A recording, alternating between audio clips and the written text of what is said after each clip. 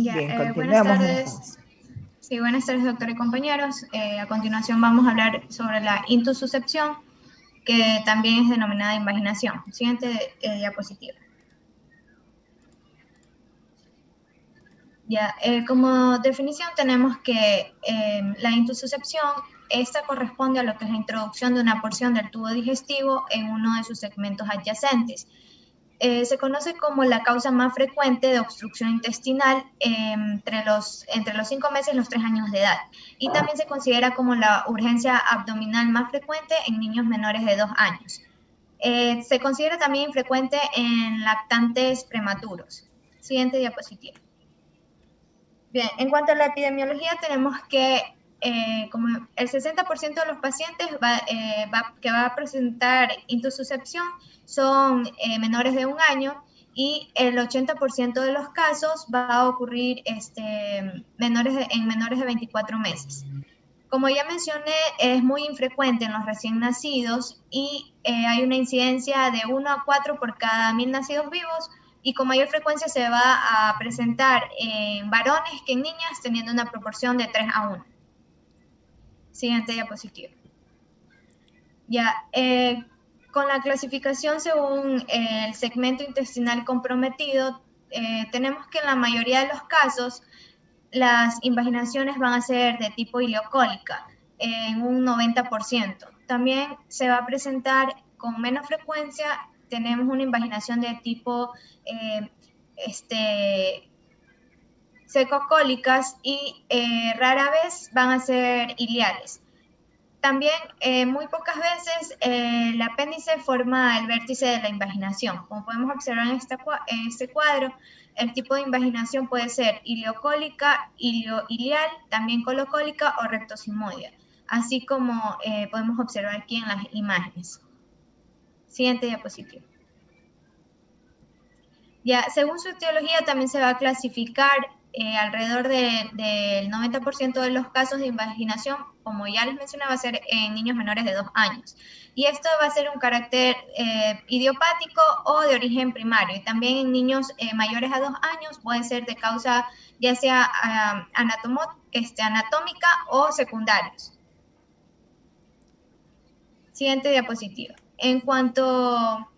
Ahora les vamos a hablar en cuanto a la etiología. Tenemos que esta se puede producir o puede ser causada por una desproporción entre el ilion y la válvula ileocecal. También se produce cuando hay una inflamación de las placas de Peyer en el ilion terminal.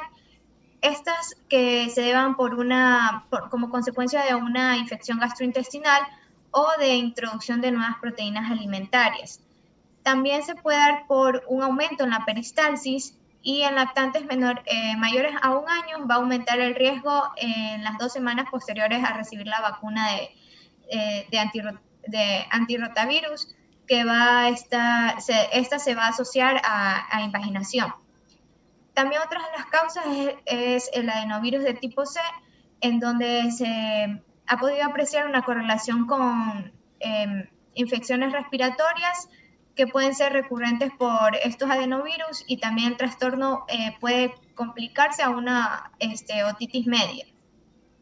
También gastroenteritis o las púrpuras de Henoch-Schönlein o las infecciones de las vías respiratorias altas. Y otras de las causas, como podemos ver aquí, también pueden ser una hiperplasia nodular linfoide, en donde van a haber grandes acumulaciones de tejido linfoide, los cuales van a producir el prolapso mucoso del ilion, y es lo que va a causar la invaginación. Siguiente diapositiva.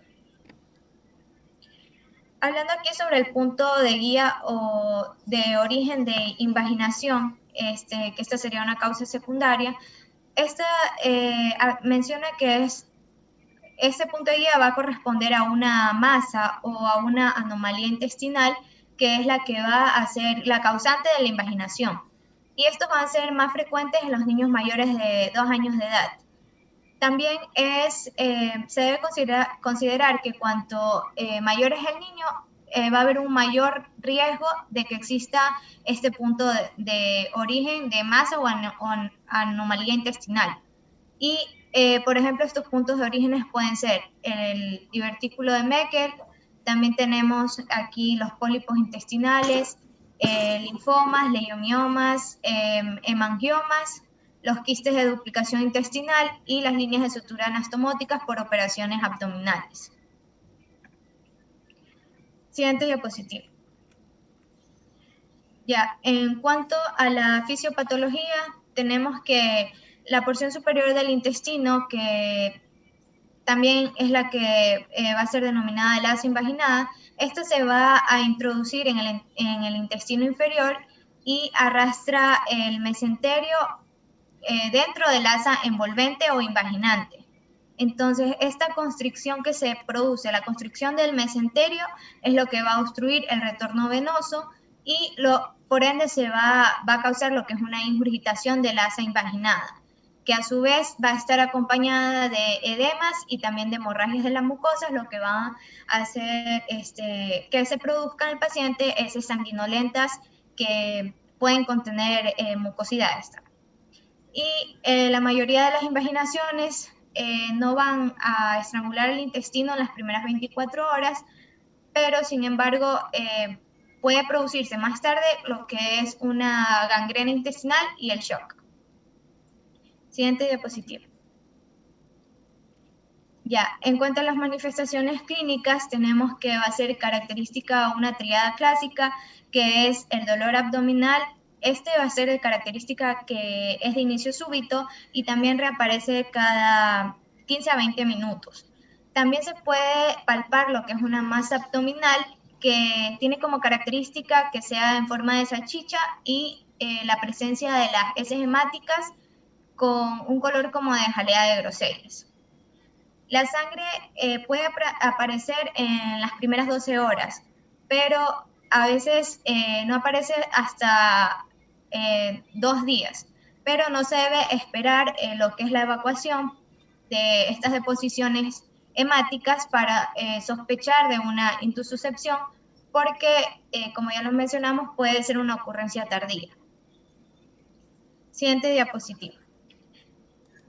Otras manifestaciones clínicas tenemos, por ejemplo, la presencia de vómitos, los cuales estos van a ser más frecuentes al inicio y en fases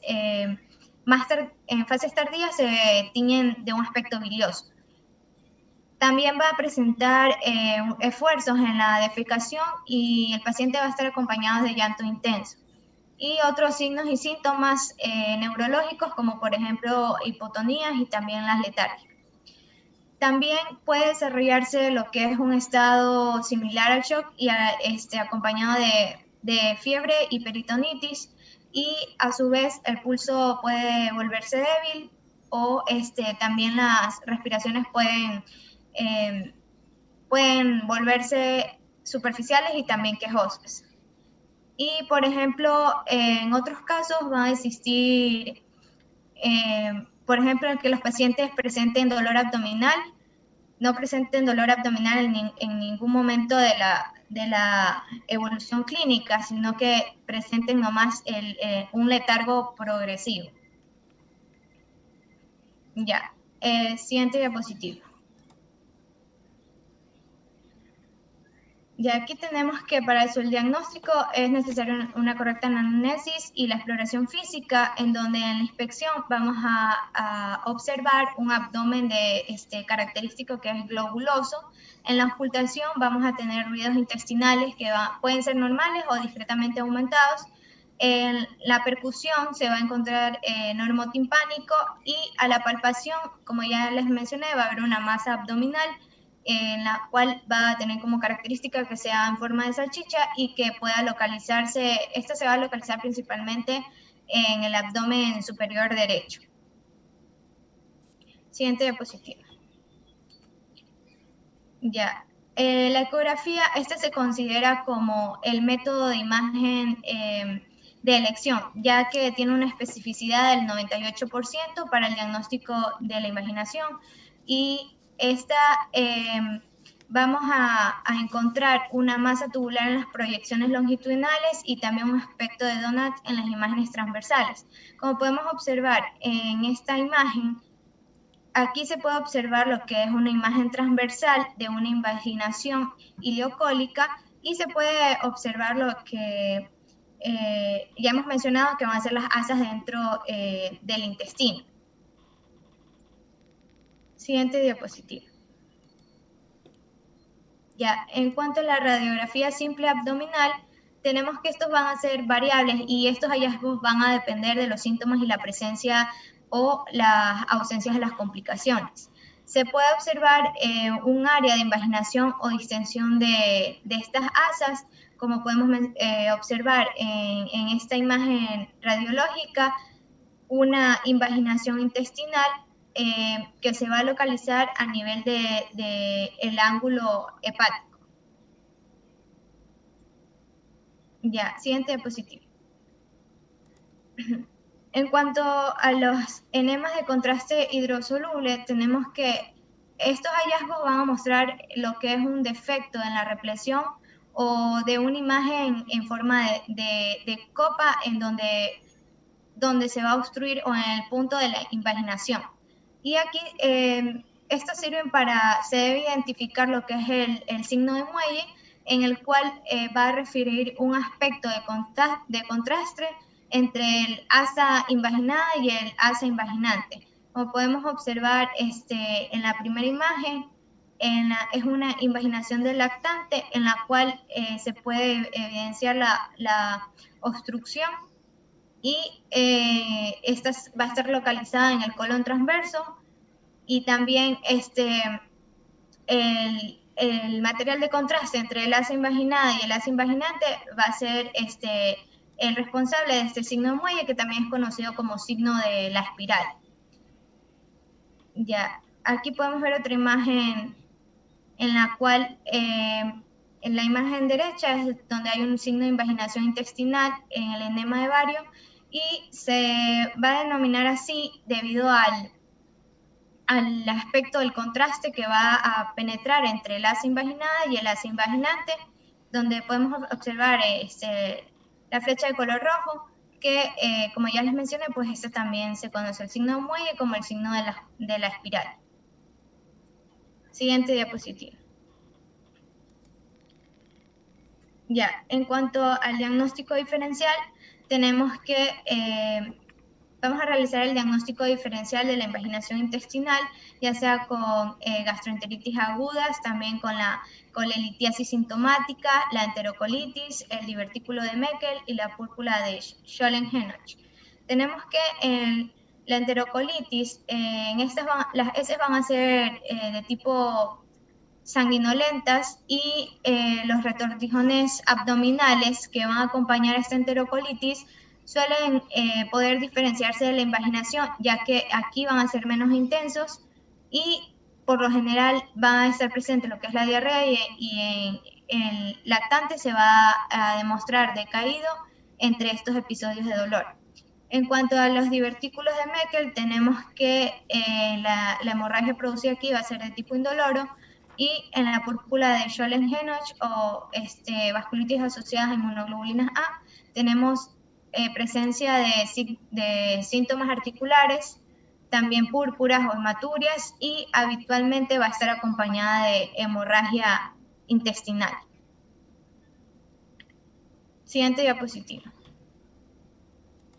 Ya, aquí tenemos en el tratamiento que una reducción espontánea de la invaginación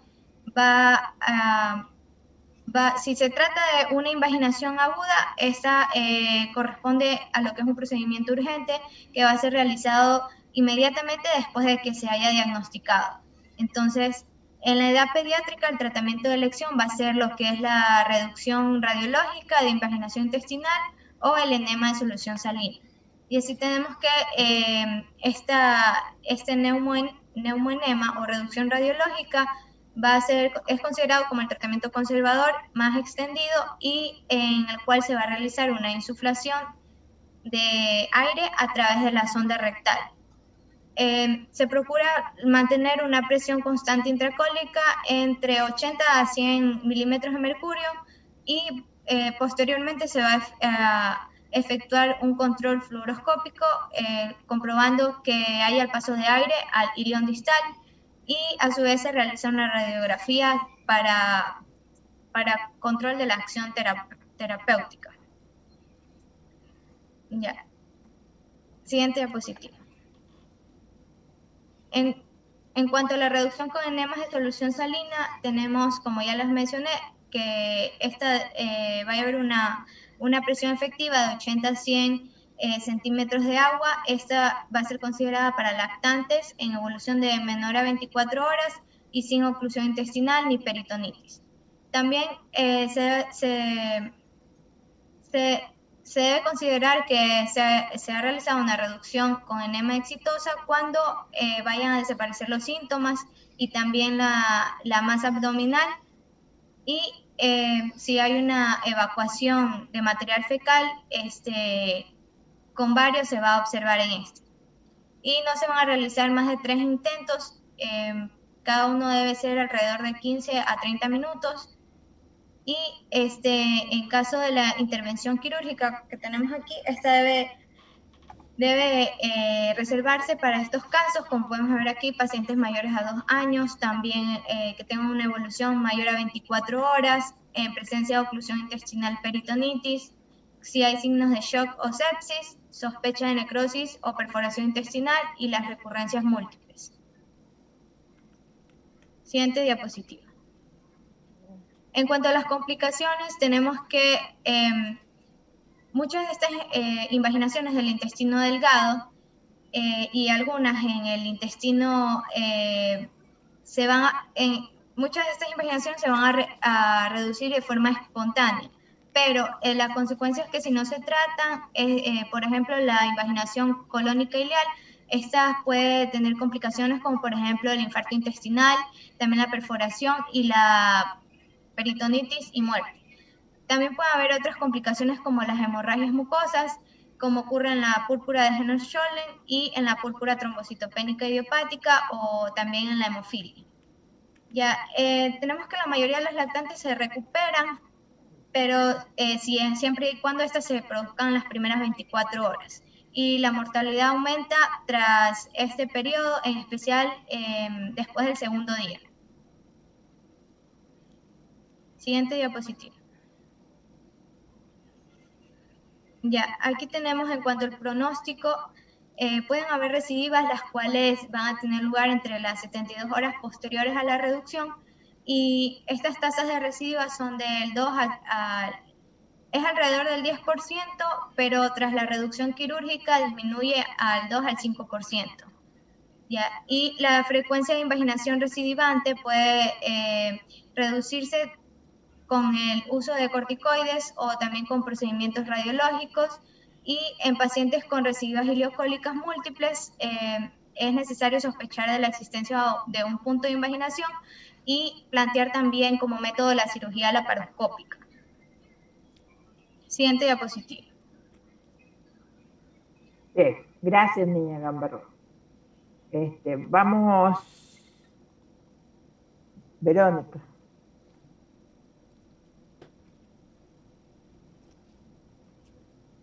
Ya, entonces, continuando con la estenosis hipertrófica del píloro. Un momento, por favor.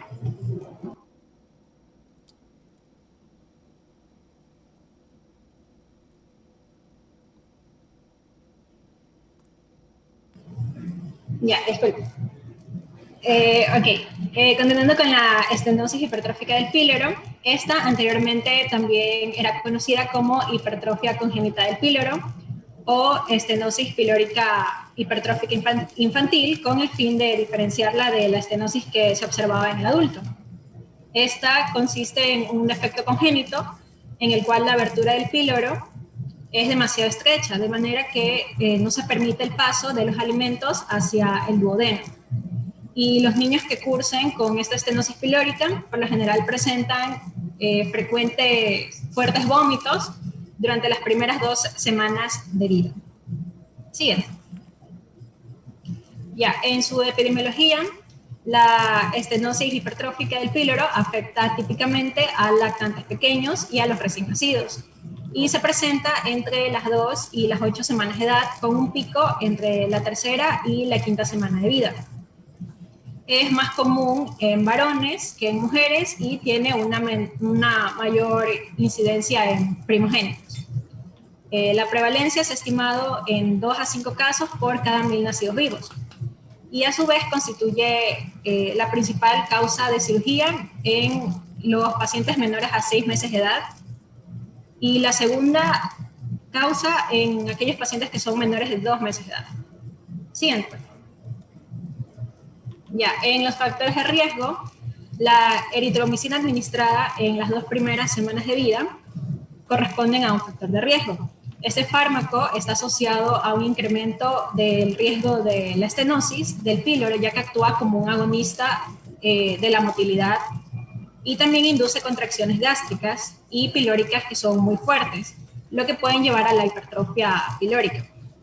También el hábito de fumar materno se ha reportado como un posible factor de riesgo para la estenosis pilórica. Y se ha expuesto la posible relación de la posición en la que duerme el niño con el desarrollo de la hipertrofia.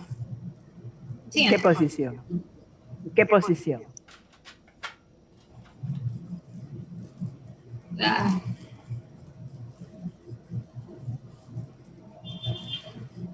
Sí lo había leído. ¿Cómo que sí la he leído? Pues tenía que haber leído. Sí. Lo que vienen a leer es las diapositivas nomás. ¿Qué pasó? A ver, los demás.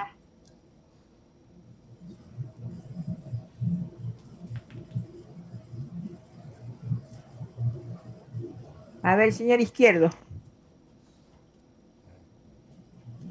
¿Cuál era la pregunta, doctora? Disculpe.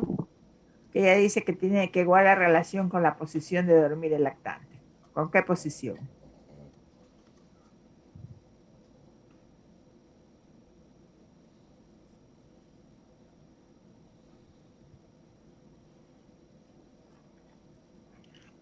A ver, ¿qué pasó? Pues cuando uno va a exponer algo tiene que saber. Boca abajo.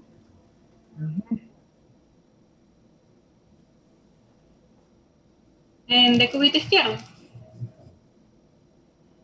¿Qué? Pues como adivinanza van a decir esto. A ver, Leighton. No. Con Mire, Leighton. doctora, bueno, en cuanto a la posición de dormir, no especificaba una, pero si bien es verdad, pueden ser dos. Es boca abajo y decúbito izquierdo, por la relación que hay entre lo que es la abertura del píloro con la boca del estómago, con el estómago más que todo, por el reflujo. Ya, pero en decúbito izquierdo se recomienda más bien para cuando hay el reflujo, pues que duerman así.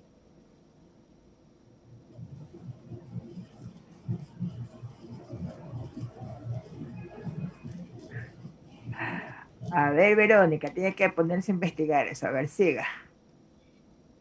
Siguiente, por favor. Siga. Ya, respecto a su fisiopatología, como resultado de distintos procesos de mediadores químicos, se llega a una hipertrofia del canal pilórico, llegando a su subsecuente obstrucción. Esto hace que se produzcan vómitos, los cuales van a ser prolongados y abundantes, que llevarán a la pérdida de electrolitos, principalmente de hidrogeniones y cloruros, y también pérdidas menores de sodio y potasio. A medida que se va disminuyendo la volemia por los vómitos, se produce un aumento en la producción de aldosterona, que a su vez aumenta la reabsorción renal de sodio y agua, llevando a una disminución del potasio y la mayor excreción urinaria de los hidrogeniones. De ahí, respecto a los niveles de cloruro, estos son bajos también por el vómito. Y ya. Bueno, esto aumenta así la magnitud de la alcalosis metabólica y se produce, por último, una aciduria paradójica. Siguiente. Ya. Respecto a la clínica, una adecuada exploración física lleva al diagnóstico de hasta el 75% de los casos de la hipertrofia pilórica. Usualmente los síntomas se presentan entre la segunda y la 12ª semana de vida, con un pico, como ya mencioné anteriormente, el pico de la 3ª y la 5ª semana.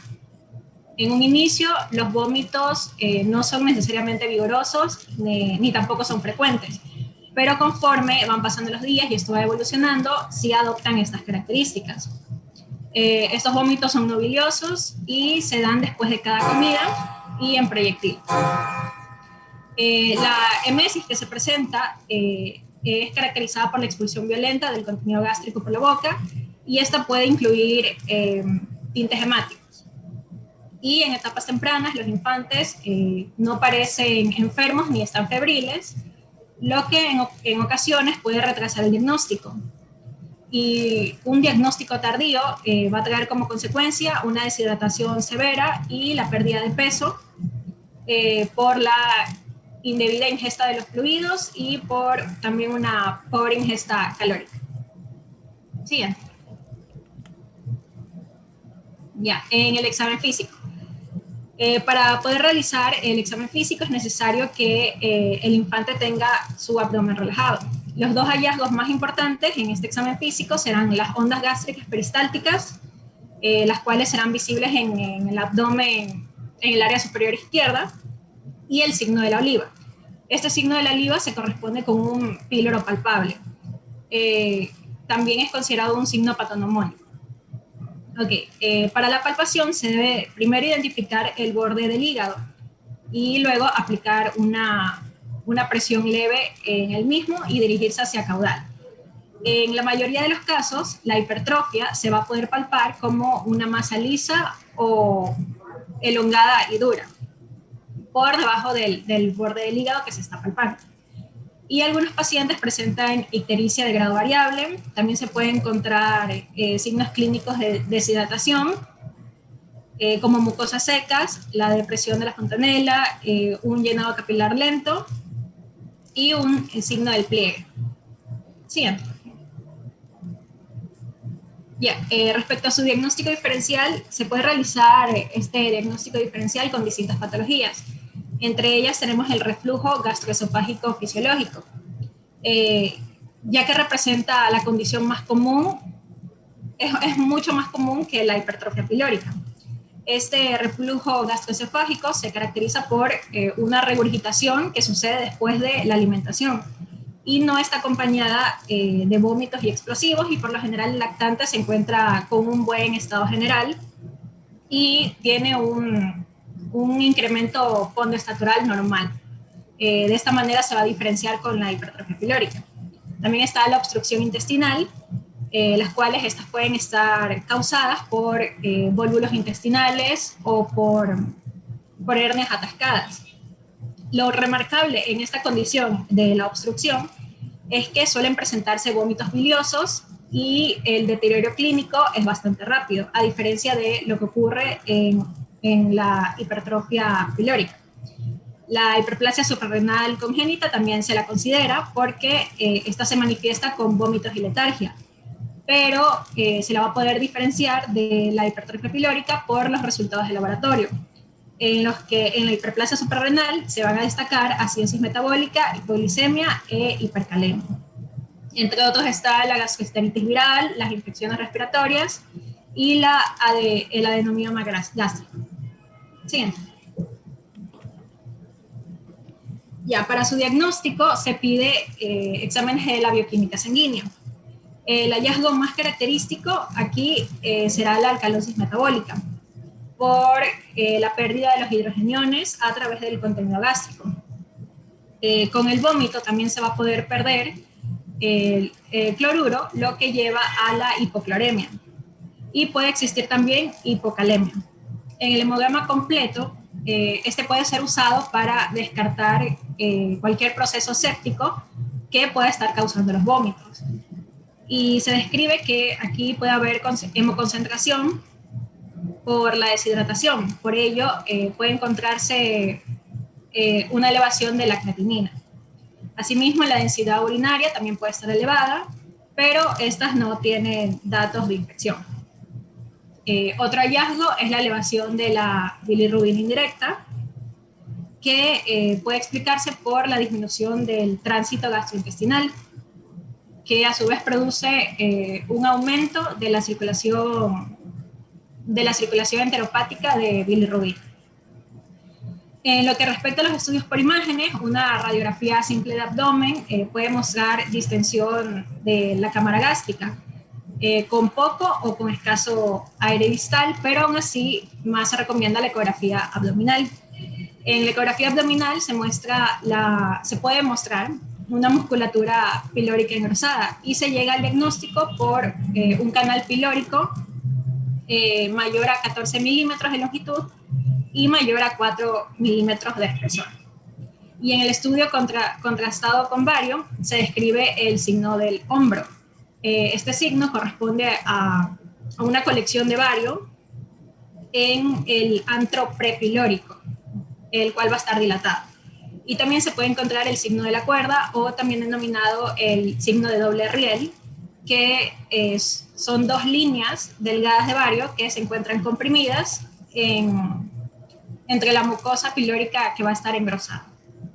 ¿Sí? Bueno, en su tratamiento, el tratamiento inicial actualmente es quirúrgico. Sin embargo, antes de llegar a este tratamiento quirúrgico se deben corregir los trastornos hidroelectrolíticos. Para ello se puede suministrar bolos de solución de cloruro de sodio al 0.9% a 20 mililitros sobre kilogramos, con el fin de restituir el volumen y los electrolitos. Luego se puede dejar una solución de mantenimiento con dextrosa al 5% y el cloruro de sodio al 0.9% también. Además, se debe agregar cloruro de potasio a razón de 20 miliequivalentes por litro después de que se haya asegurado la diuresis.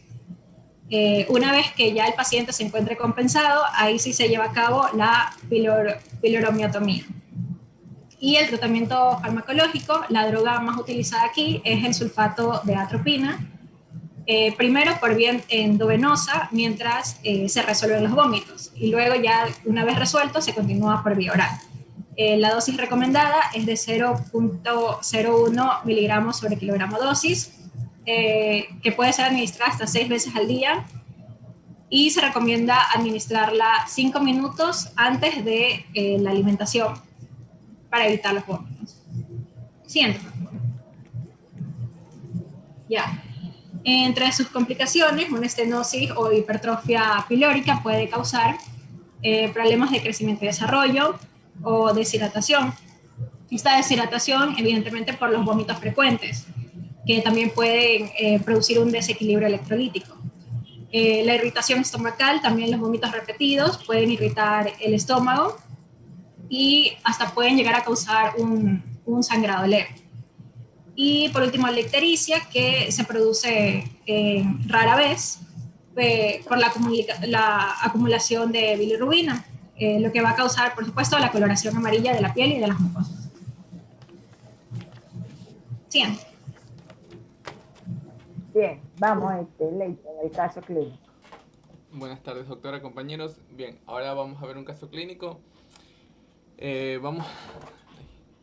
Vamos a ver que se presenta un paciente de 11 años de edad, los cuales tiene como antecedentes personales prematuridad, hiperreactividad bronquial, constipación crónica, y el paciente ya acudió a ese subcentro anteriormente, muchas veces anteriores, por la misma constipación crónica, el estreñimiento, y por lo cual siempre se le procuraba hacer lo que son enemas evacuantes.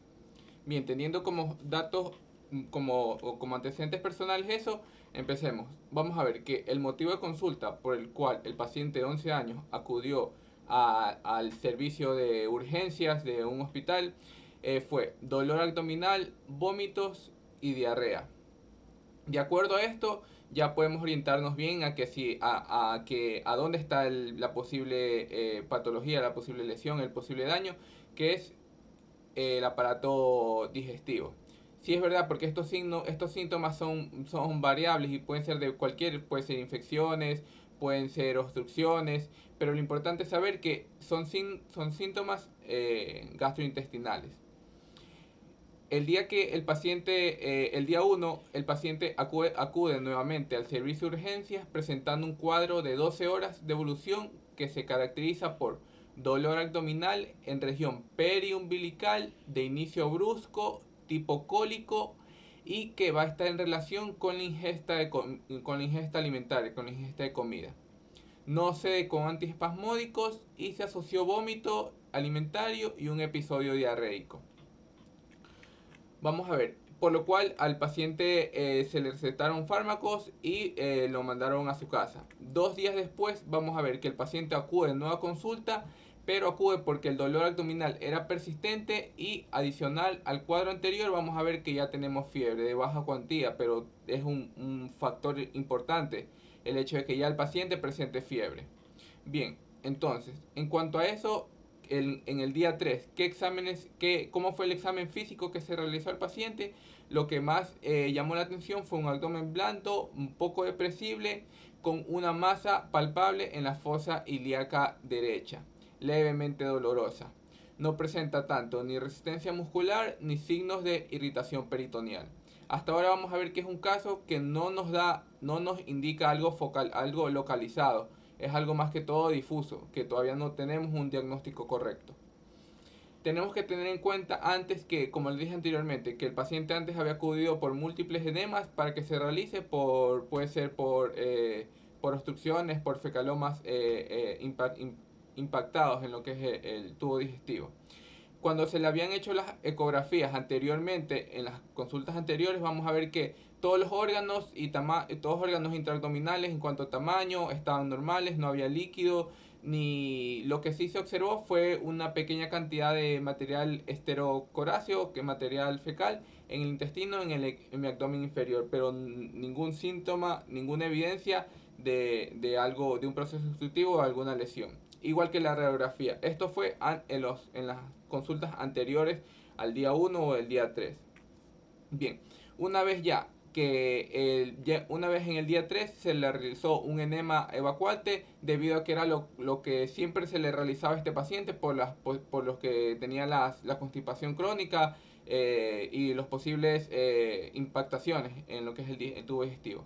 Una vez realizado esto, se le hizo un perfil hemático en el cual encontraron leucocitos de 9400, una PCR de 0.4 y en la radiografía debe estar concordante con deposiciones en el intestino. Bien, de acuerdo a esto, alguien que me diga que es lo anormal que encuentre en todo este caso clínico hasta ahora. Ya sea en el motivo de consulta, en los exámenes que le hicieron antes del motivo de consulta o en los exámenes de ahora que le hicieron. Porque recordemos, mire, que una vez realizados estos exámenes, hay criterios de ingreso, por lo cual al niño lo ingresan al hospital y le hacen más exámenes. Pero algo tiene que haber llamado la atención de los médicos para que le hagan un ingreso hospitalario. El niño está estreñido. Sí, claro, el niño tiene una constipación. Siempre, bueno, en tiempo no dicen el caso, pero sí tiene varias consultas por el mismo motivo, por la constipación. Marlon Toro.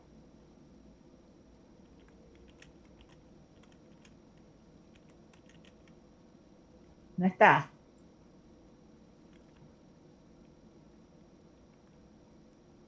Marlon Toro se fue.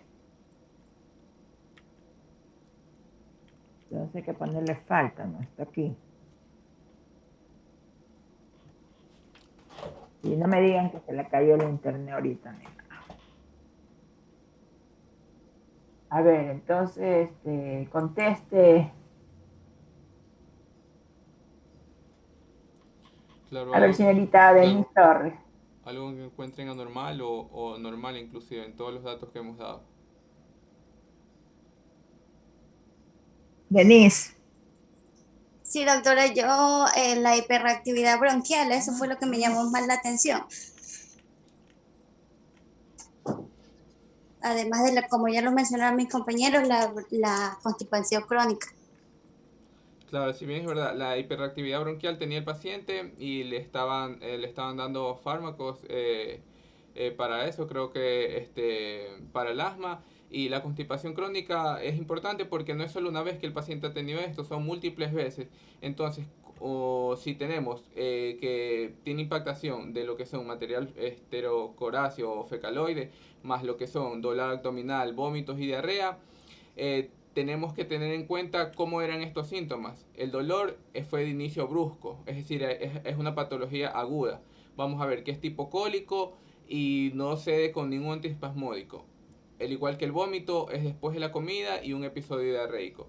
Lo que vamos a ver aquí es, en el día 3 es cómo se evoluciona y cómo la fiebre es el síntoma que nos deberíamos tomar en cuenta porque es de un carácter progresivo. Porque no quiere decir que en el día 3 la fiebre que no estuvo en el día 1, en el día 4 vaya a disminuir. Lo más correcto sería que por el progreso de la enfermedad, esta fiebre en el día 4 o 5 tienda a aumentar. De acuerdo a esto, en el examen físico también hay algo importante que es la masa palpable, que se conoce como plastrón en este caso. Y que de acuerdo a esto vamos a ver que tenemos que buscar correctamente su diagnóstico. ¿Por qué se ocurrió este plastrón o masa palpable en fosa ilíaca derecha?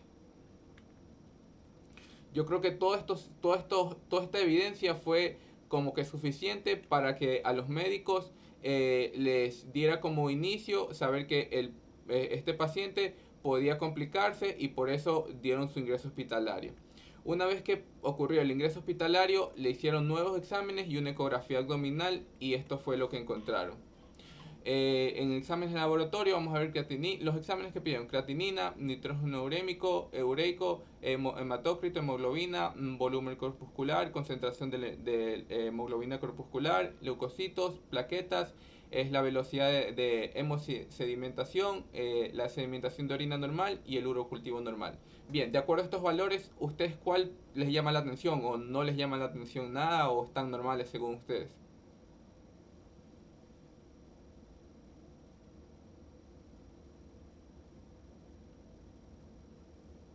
Adicional a que le hicieron una ecografía y que en la ecografía ya es un poco más evidente en cuanto a qué es lo que estamos tratando, cuál es el diagnóstico. Pero en los exámenes de laboratorio, ¿qué es lo que les llama a ustedes la atención? Los leucocitos están bajos. Bajos. Los leucocitos están bajos. Más ¿Están que, qué?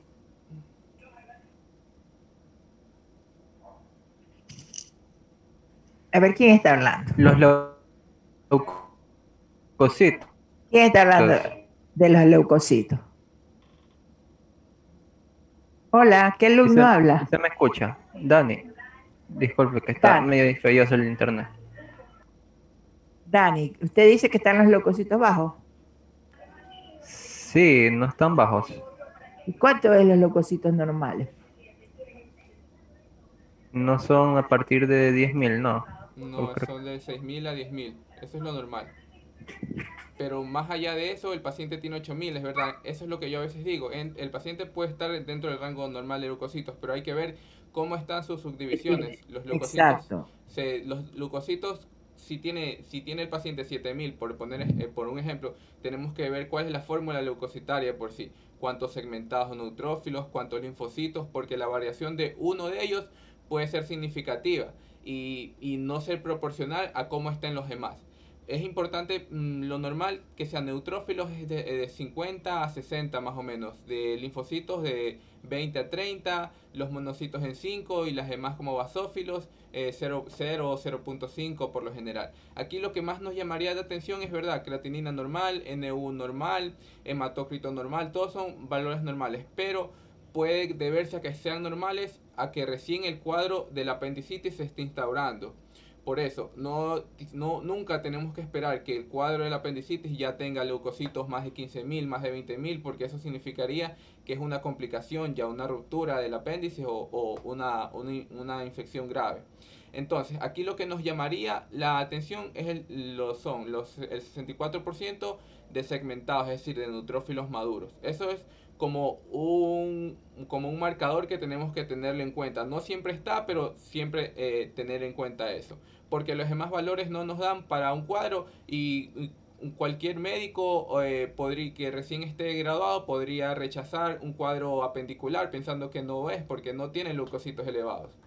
Bien, Una vez ya descartado eso, vamos a ver lo que es en la ecografía. ¿Qué es lo que salió en la ecografía? Anteriormente ya vieron lo que era el signo de Diana o el signo target, que en sí va a ser eh, el grosor de lo que es la pared apendicular. Vamos a ver que tiene que tener, aquí si no me equivoco, está más de 1 centímetro y lo normal era hasta 0.6 o 0.6 centímetros, que son 6 milímetros o 7 milímetros aproximadamente.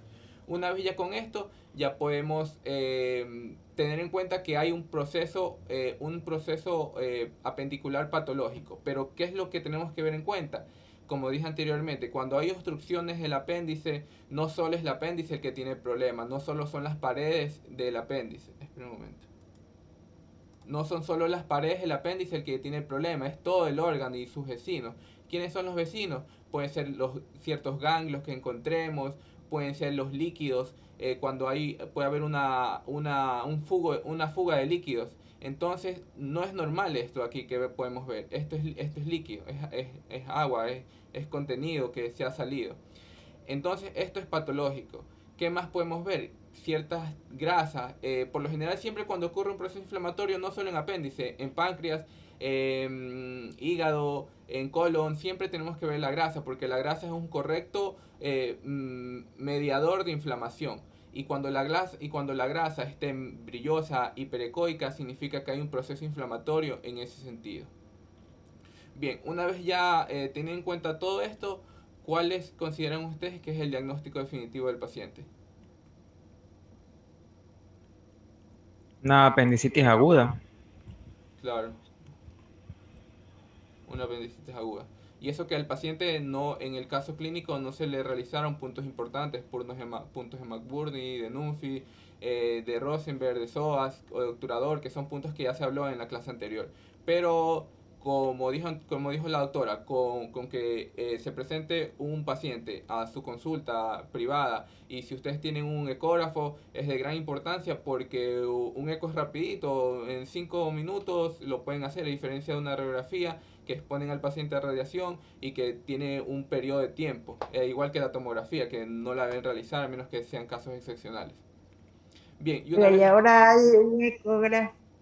un ecógrafo que usted lo puede conectar a su teléfono y Ajá, ahí sí, mismo exacto. es. Hay un ecógrafo, un transductor, o sea, los ecógrafos Ajá. están conectados a transductores y ahora hay un transductor que se conecta al teléfono y que por el cual ustedes pueden ver todo el Ujú. proceso. Y es que es importante porque no solo en esto, cuando vienen pacientes politraumatizados, lo primero que se pide es un ecofast, que es para ver si hay líquidos en las gotitas periotocólicas, si hay extravasación de líquidos en general. Bien. Y en el diagnóstico diferencial, ¿qué patologías ustedes creen que entrarían en el diferencial de apendicitis en A sí? ver, déjeme nombrarle a alguien que conteste, que no participan.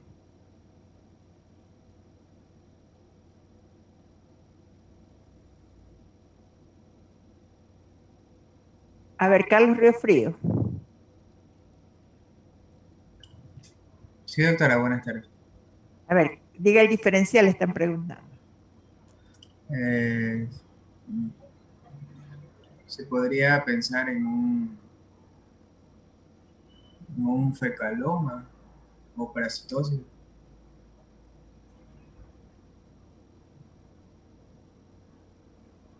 ¿Sí me escuchas? Sí. Sí, compañero, sí, algo más. Sí, está bien, claro. Más patologías. IBI. Una- Buenas tardes, doctora. Bueno, yo pensaría en alguna neoplasia que ya que causa obstrucción o por la masa palpable que se le está sintiendo a la paciente.